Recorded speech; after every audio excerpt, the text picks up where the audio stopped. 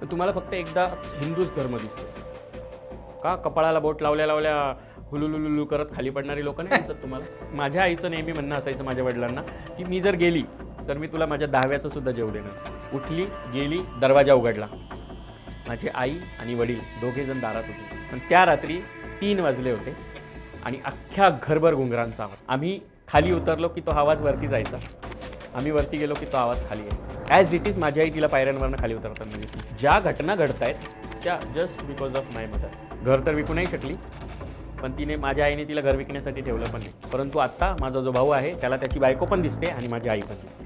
बापरे. म्हणजे बघा, एखादा आत्मा जर एखाद्या वास्तूमध्ये अडकलेला असला ना, तर कितीही मोठा बाबा बोलवा, कितीही मोठा साधक बोलवा, तो त्या आत्म्याला कैद करू शकत नाही. तुम्ही कधीही मनमाडमध्ये जा. मनमाडमध्ये गेल्यानंतर स्टेशनपासून अगदीच 2 मिनिटाच्या अंतरावर सगळ्या पांढऱ्या रंगाचा मोठा बंगला आहे. तो बंगला मी माझा होता असं म्हणते, पण तो माझ्या आईचा आहे.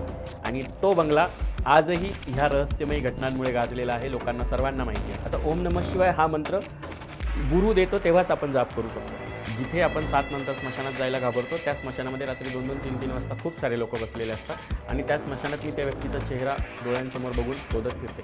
मेरी साधना के लिए उमर और मेरी उमर तो अंदाज नहीं लगा. जिसके साथ बेटी थी 6 साल पहले या अंदर शांत होता. गुप्तधन हे जमिनीखाली जुन्या लोकांनी गाडून ठेवलेल्या वस्तू होत्या. 3 दिवस दरवाजा बंद होतो. देवी खरोखर रजस्वला होता आणि तो पांढरा कपडा लाल होता. हो, त्यावेळेस तर कोणी मुघल आले तेव्हा हे धर्म आले, ब्रिटिश आले तेव्हा धर्म आले.